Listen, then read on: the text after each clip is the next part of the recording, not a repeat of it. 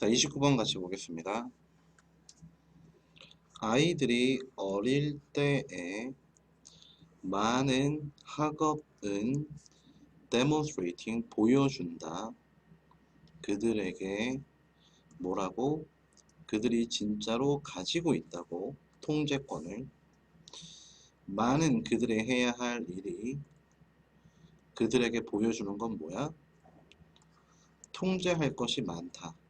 They do have control. 통제권이 있다라는 걸. 아이들이 하는 일을 통해서 아이들은 통제권이 있다라는 것을 보여준대. 한 똑똑한 현명한 내 친구는 부모 교육하는 사람이었지. 20년간 그 친구가 조언을 해준대. 주는 걸, 달력을 주는 걸 아직 학교 가기 전에 나이대의 아이들에게, 그리고 써주는 걸 모든 중요한 사건들을 그들의 삶에서 부분적으로. 왜냐하면은 그렇게 모든 중요한 사건들을 받아 적는 것이 도움을 주니까 아이들이 이해하게끔 시간의 흐름을 더 잘 이해하게 해주고, 어떻게 그들의 시간이 unfold 펼쳐지다 이 뜻이야. 적은 것을 펼치다. 어떻게 시간이 펼쳐지는지를 알게 해주기 위해서 달력을 줘서 중요한 일을 모두 적으라고 한대. 우리는 과대평가할 수 없다. 중요성을, 그러니까 중요성을 과대할 수 없다. 다른 말로 하면 과대평가할 수 없다. 즉 가장 중요하다. 이렇게 볼 수 있겠지. 더 중요한 건 없어 이렇게 되는 거니까. 이 달력 도구를 애들이 느끼는 걸 돕게 하는 데 있어서 통제력을, 그들의 삶의 통제권을 느끼게끔 도와주는 데 있어서 달력 도구보다 더 중요한 게 있다라고 할 수는 없대. 제일 중요하대. have 시키기, 애들을 시켜서 날들에 이렇게 쭉쭉 선을 긋기. 그 주에 뭐 할 때 너가 그들에게 갈 때, 아이들에게 갈 때마다, 아이들을 만날 때마다 달력에 X 표시했어? 이렇게 시키는 거. 시켜라. 그리고 시간을 써라. going over the schedule. 스케줄에 over, 스케줄에 맞게 계획한 대로 시간을 써라. 그리고 시간을 써라. 아이들에게 선택권을 주는 것이 in the schedule, 그 스케줄에서의 선택권을 아이들에게 주어라. 언제든 가능하면 이거 할래? 아니면 저거 할래? 라는 식으로 선택권을 주고, 그 선택을 했으면 그 스케줄에 맞게끔 시간을 써라. 이러한 소통은 표현한다, 보여준다. 무엇을? 아이들을 존중한다라는 걸. 아이들은 볼 수 있다. 뭘 볼 수 있어? 그들이 not just tag along to your day and your plans and they understand. 그들은 아니다라는 걸. 그래서 뿐만 아니라의 not only가 아니에요. 그냥 아니다. 무엇이 아니다? just 단순한 tag along 꼬리표가 아니다. 단순한 꼬리표라고 하는 것이 무엇일까? 선택지가 없는 걸 의미하는 거지. 선택지가 없는 것이 아니다. 너의 일상과 너의 계획에. 그리고 아이들은 이해할 수 있다. 어떠한 일이 일어날지, 언제 일어날지, 왜 일어날지도 다 알 수가 있다. 그러니까 달력 방법을 통해서 아이들은 자신의 삶의 시간의 통제권을 갖게 된다. 뭐 할 때? 아이들이 나이 들어갈 때 아이들은 시작할 것이다 쓰는 것을 중요한 것들을 스스로 쓰게 될 것이고 그렇게 달력에다가 무언가를 쓴다라고 하는 것이 더 많이 도움을 줄 것이다. 아이들이 만드는데 그들의 통제권이라고 하는 느낌을 만드는데 자, 아이들이 통제권을 느끼게끔 하려면 아이들에게 달력 도구를 주는 것이 가장 좋다. 랜덤한 에러들은 탐지된대 반복함으로써 측정을 반복함으로써 탐지가 된대. 게다가 더더더 많은 읽기를 함으로써 우리는 얻게 되지 from the anything mean a value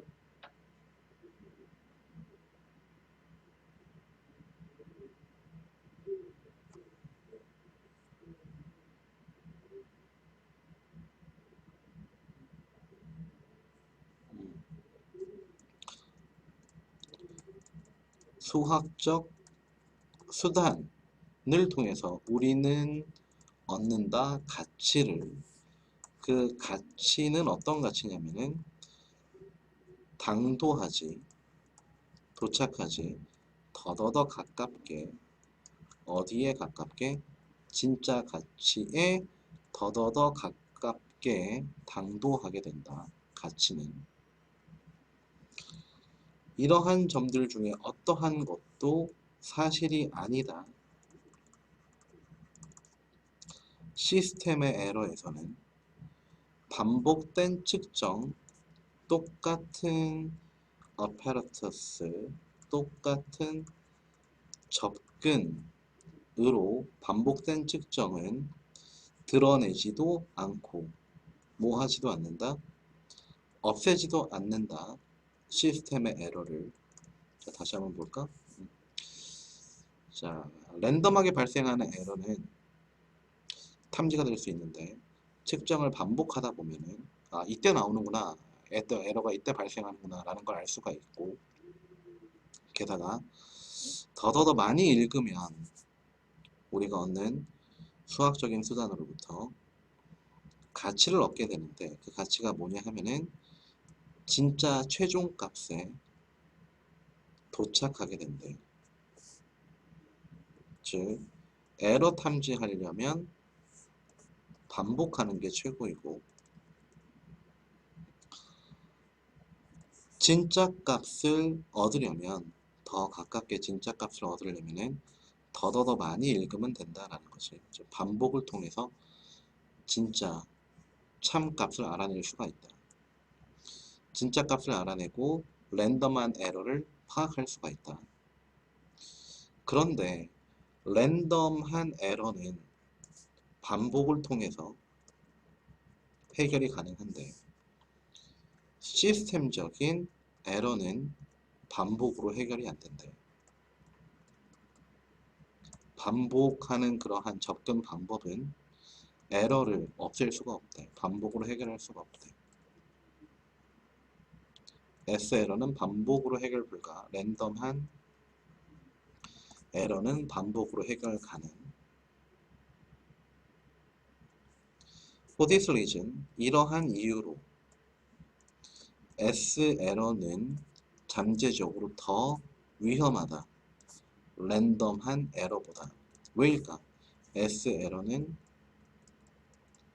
반복으로 해결이 안 되니까 더 위험하다라고 이야기를 한 거지. 만약 많은 수의 랜덤 에러들이 존재한다면 실험에서 그 에러들은 아마도 그들 스스로를 manifest 드러낼 것이다. 많은 값에서 무엇에 최종적으로 만들어진 언급된 에러의 많은 값에서 그들 스스로를 드러낼 것이다. 랜덤한 에러들이 있다면 즉 만약 랜덤하다면 값을 좀 많이 내본다면은 즉 이거 자체가 엄청 많이 반복을 해서 도출된 값이 많다면 거기에서 스스로를 나 잘못했어요 라고 드러낼 것이래. 예컨대 이런 게 되겠죠.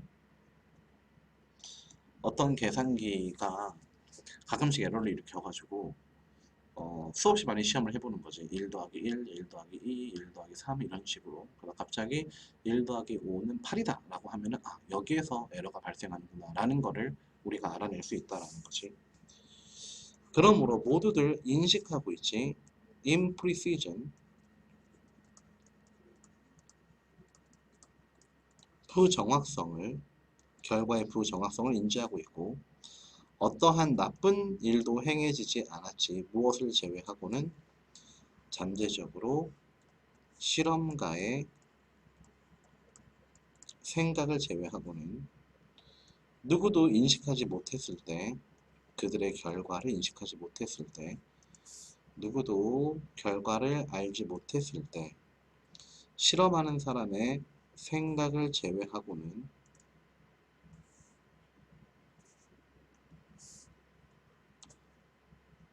모두들 정확하지 않다라는 것을 알고 있고, 그렇기 때문에 해로운 것도 없대. 모두들 뭐 틀릴 수도 있지 뭐 라고 생각을 하고 있기 때문에 실험하는 사람은 왜 에러가 만들어졌지? 얘 혼자만 고민하는 거지. 실험하는 사람을 빼고는 다른 사람들은 정확하지 않을 수도 있지 하고 넘어갈 수 있대. 그러나 숨겨져 있는 S에러의 존재는 어떤 결과를 만들어? 명백히 믿을 수 있는 결과, apparently 겉으로는 믿을 수 있는 결과를 만들어. given with a small estimated error, 작은 에러가 있는 상황에서 믿을 수 있는, 겉으로 봤을 때는 믿을 수 있는 결과를 만들어내지. 실제로는 에러가 있는데 그것이 사실 몹시 잘못된 것인데. 그래서 랜덤한 에러는 반복으로 찾아낼 수 있고 사람들이 에러가 있다라는 것도 알고 있기 때문에 괜찮지만, 시스템 에러는 에러가 있음에도 에러가 없다라고 생각할 수 있기 때문에 더 해결하기 어렵고 잠재적인 위험도 가질 수 있다.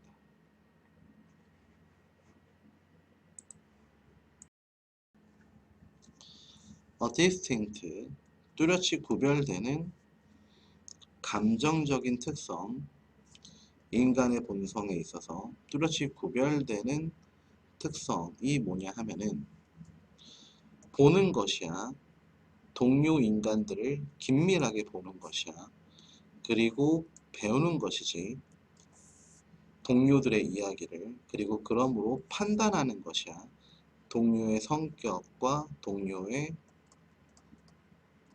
신뢰성을 판단하는 것이야. 자, 인간 본성의 감정적인 특성은 동료를 바라보고 동료로부터 배우고 그리고 동료의 특성을 판단하는 것이래. And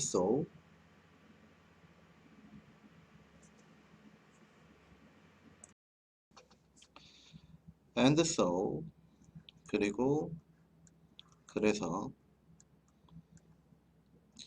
P 이래로 지금까지이다. 그게 뭘까?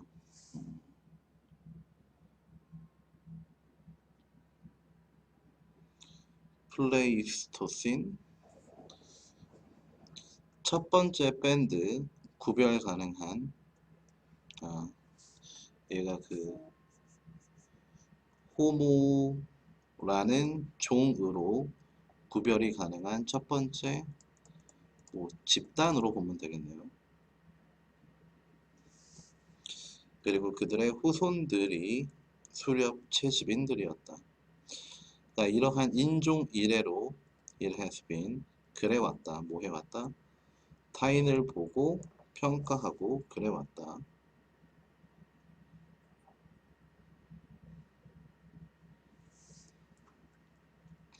그리고 그들의 후손들이 수렵 채집인들이었다. Like the Kalahari Jui Honsi of today, 오늘날의 칼라하리 얘네들처럼 그들은 사실상 확실히 그들은 누구라고 봐야 되겠지? 얘네들은 확실히 의존하였지. 어디에 의존했냐면 복잡한 협력 행동에 생존하기 위해서 하루 또 다음 하루, 그러니까 매일매일 생존하기 위해서 협력 행동에 의존하였고, 그렇게 협력 행동에 의존하는 것은 인턴, 그에 따라서 요구하였지 정확한 지식을 그 개인의 역사와 그리고 성취에 대해서 각각의 집단의 동료들의, 그러니까 얘는 뭐 화살을 잘 쏘더라, 뭐 쟤는 뭐 딸기를 잘 따오더라, 이런 식으로. 그리고 똑같이 그들은 필요로 했지 공감이라는 느낌을, 감정에, 그리고 타인들의 기분에, 그것은 깊은 만족을 주었지. 말해보자면, 만약 너가 할 수 있다면 인간의 본능, 뭐뿐만 아니라 배우는 것뿐만 아니라 또한 감정을 공유하는 능력, 이야기에 의해서 stirred, 뭐 들볶아진, 이야기에 의해서 만들어진 감정을 공유하는 거지. 우리의 동료에 의해서 언급된 이야기, 그 만들어진 이야기로 감정을 공유하고 그리고 배우기도 하는 인간의 본능이다 라는 것이죠.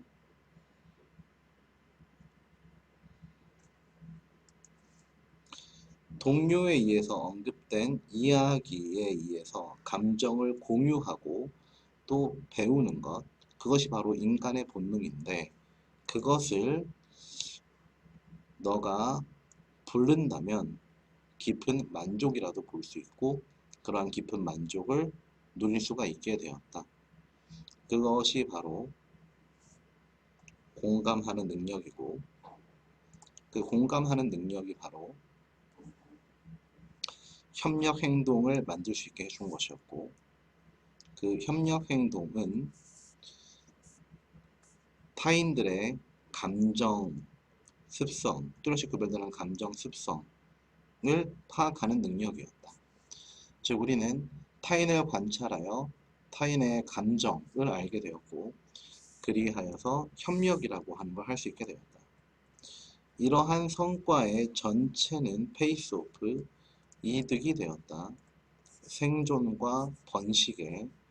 그래서 소문과 이야기해주는 것은 다윈주의적인 현상이다. 즉 진화적인 현상이다. 다른 말로 하면은 생존에 이득이 되는 현상이다 정도가 되겠습니다.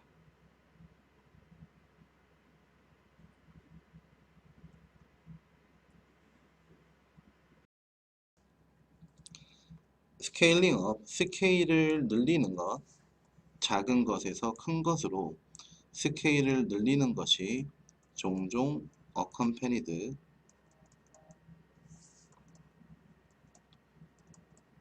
수반된다. 진화에 의해서 단순함에서 복잡성으로 유지하면서 기본적인 요소는 바뀌지 않은 채로 혹은 conserved, 보존되는 채로.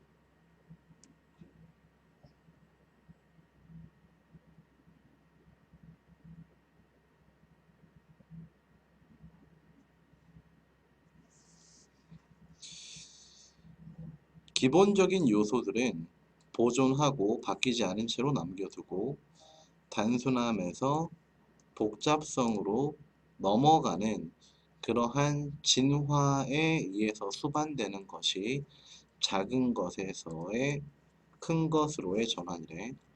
기본적인 요소는 가만히 냅두고 단순했던 것을 복잡하게 만드는 것이 작은 것을 크게 만드는 것이다. 이렇게 얘기를 해주고 있는 것이, 예를 들어서 차량이라면 차의 기본적인 요소 앞으로 나간다 라고 하는 걸, 또는 뒤로 후진한다 라고 하는 거는 그대로 놔두고 차를 더 예쁘게 또는 멋있게 고급지게 꾸미는 것이 바로 스몰에서 라지가 되는 것이다. 이것은 친숙하다.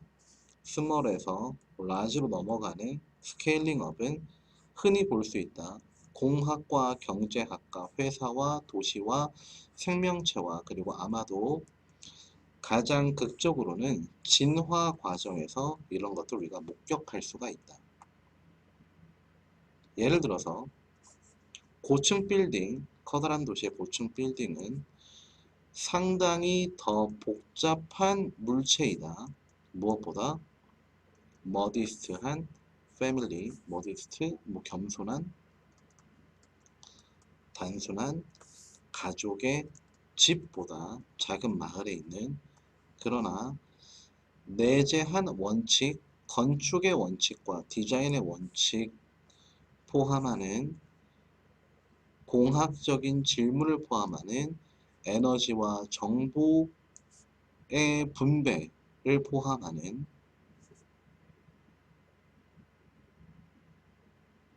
크기, 전기 아울렛의 크기, 전기 콘센트의 크기, 수도꼭지의 크기, 전화기의 크기, 핸드폰의 크기, 문의 크기들은, 자, 다시 한번 볼까? 연결 지으면서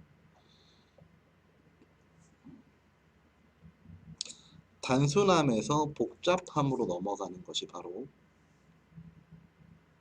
고층 빌딩이야.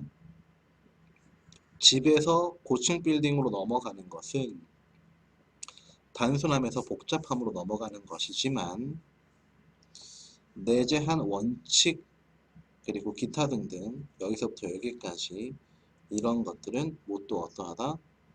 모두 똑같이 남아있다. 사실상 똑같이. 빌딩의 크기와 관계없이.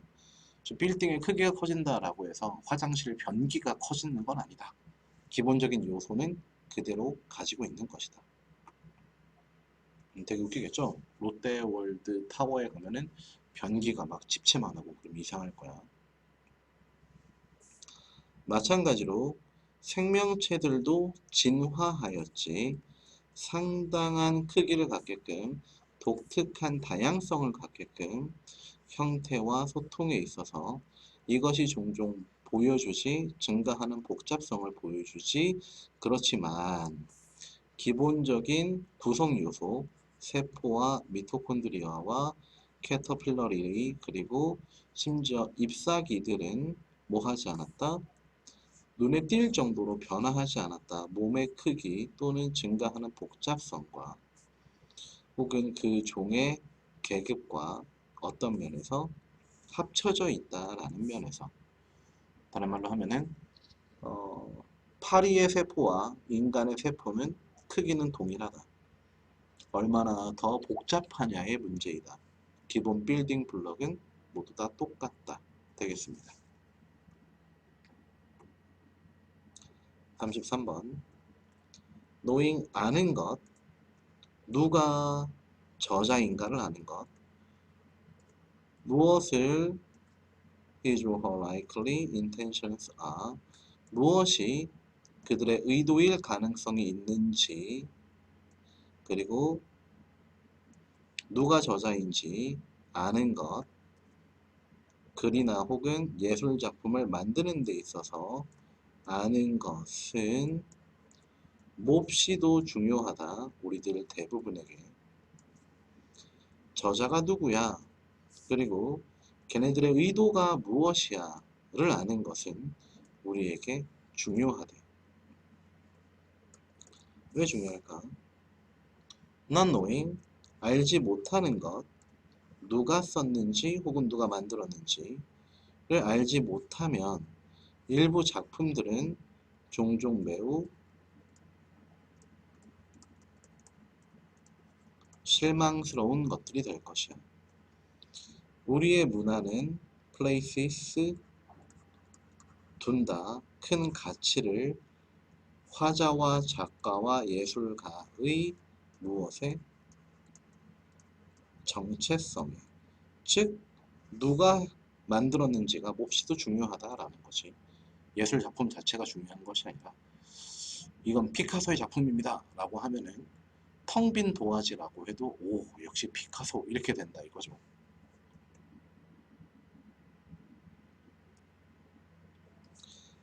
아마도 하나의 가장 중요한 면,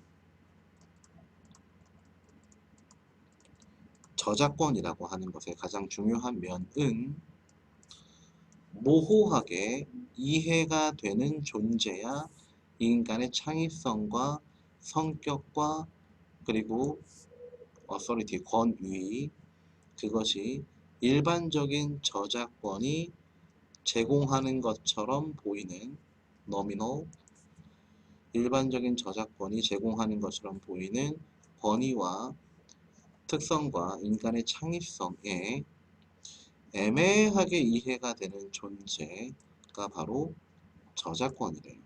그리고 그 저작권이 가장 중요한 면이래요. 사실상 생각하는 건 불가능하다. 박물관의 방문객이 가득 차 있는 그림을 감탄하는 것이 알지 못하고 각각의 화가의 이름을 알지 못하고 혹은 독자가 알지 못하고 누가 작가인지 그 소설이 그녀가 읽고 있는 소설의 작가를 모르고 읽는다라고 하는 것은 불가능하다.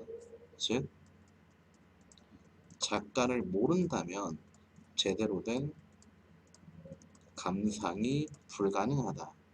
이렇게 되는 거죠.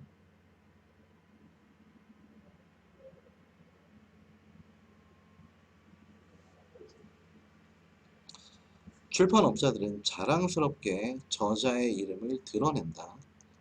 책의 표지에, 책의 옆에, 그리고 타이틀 페이지에 그들의 책에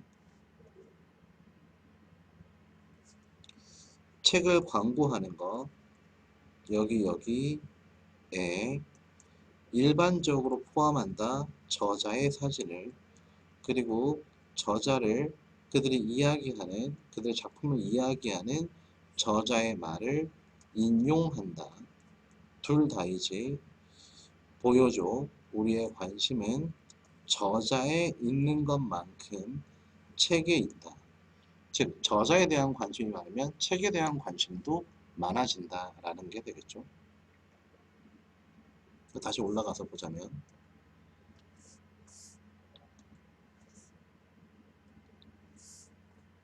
가장 중요한 면이 바로 저작권, 저자라고 하는 건데, 그런데 그것은 일반적인 저작권이 제공하는 인간의 창의성과 성격과 그리고 권위에 대해서 모호하게 이해되는 존재이래. 이거에 대한 설명이 있을 줄 알았는데 여기 들어가 있는 모호하게 이해되는 존재에 대한 건 지문에서 이야기를 해주지 않았네요. 그래서 이 부분은 이해가 안 된다고 해도 넘어갈 수 있도록 합시다. 필자가 말을 안 했어. 29, 30, 31, 32, 33, 34 35, 36, 37, 38, 39, 40 6개씩 나올까? 34, 35 36, 37, 38, 39, 40 41 36 8개씩 자르면 너희들이 너무 힘들까?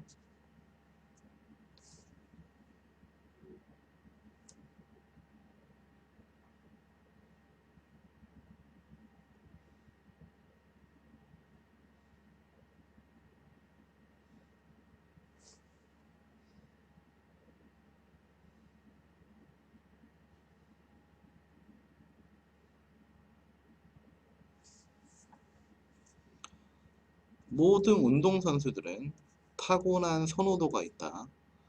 1. 혹은 자존감이 포함되어 있는 목표를 스포츠에서 일이나 혹은 자존감이 포함되어 있는 목표를 가지고 있다. 이러한 predispositions, 이러한 기질은 언급이 되지 무엇이라고? 일과 자존감, 목표, 오리엔테이션, 목표에 대한 추구라고 언급이 되는 이러한 성질은 여겨진다, 뭐한다라고? 발달시킨다고. 뭘 통틀어? 어린 시절을 통틀어 largely 몹시 무엇 때문에? 일종의 사람들 때문에. 어떤 사람들? 선수들이 만나게 되는, 그리고 상황 때문에 그들이 놓여져 있는, 선수들이 놓여져 있는 상황과 선수들이 만나게 되는 그 사람들의 종류 때문에 어린 시절을 통틀어서 커다랗게 만들어진대. 그러니까 아이들이 만나는 사람과 아이들이 놓여진 상황에 따라서 일과 그리고 자아의 목표 추구는 좀 달라질 수도 있겠지.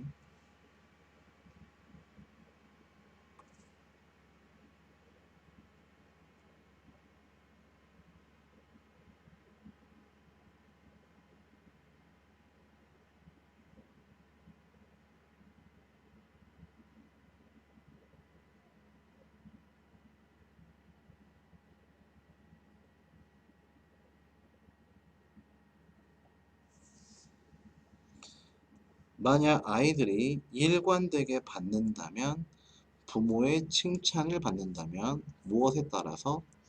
아이들의 노력에 따라서, 아이들의 인정에 따라서 개인의 향상에 대한 코치로부터, 그리고 독려된다면 배우게끔, 실수로부터 배우게끔 독려가 된다면, 그렇다면 아이들은 무엇할 가능성이 높다? 이를 중시하게 될 가능성이 높다. 부모의 칭찬을 받아 노력했구나, 그리고 너 성장했구나, 이런 식으로. 그러면 그리고 실수로부터 뭘 배워볼까, 이렇게 된다면 이를 중심으로 한 애들이 된대.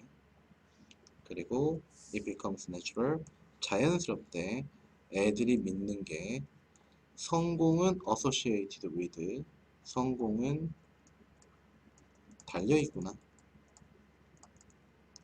잘 배운 것과 노력과 이해와 개인적인 책임에 달려있구나 라는 식이 바로 태스크 오리엔테이션이 되겠지. 그리고 그들의 역할 모델의 행동은 또한 영향을 줄 수 있대. 이러한 성장에. 그러한 상황은 몹시 다르다.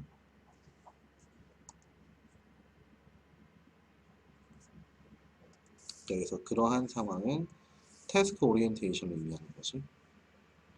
이번엔 반대 개념이 이제 등장하죠. 좀 다르다. 뭐가 다르다? 아이들이 보상에 의해서 이기는 걸로만, 최고의 성적으로만 칭찬을 받고 비판을 받고, 혹은 non-selection despite making their best effort, 최고의 노력을 다했음에도 선택을 받지 못했어? 그럼 뭐 욕을 먹겠지. 코치 스타일은 공정하지 않은 인정을 해주고 하면은, 이런 종류의 환경은 자존감 중심의 환경을 만들고 번영하게 만들고, 그 믿음에 따라서 어떤 믿음? 능력이라고, 재능이라고 하는 거, 노력과 개인적인 노력이 아니라 재능이 성공을 불러온다 라는 식의 생각을 하게 한대. 그래서 노력을 칭찬하면 태스크 오리엔티드가 되고 노력하는 선수가 되는 것이고, 성적으로 애들을 칭찬해 준다면 아이들은 에고 오리엔티드가 되고 노력을 안 하는 게 아니라 노력을 하는 거죠. 아이씨, 사람이라 썼구나. 노력을 하게 되고 얘네들은 재능이 중요하니까 노력을 안 하겠죠. 타고난 놈이 잘하는 놈이지 뭐 이렇게 생각을 하게 되겠죠.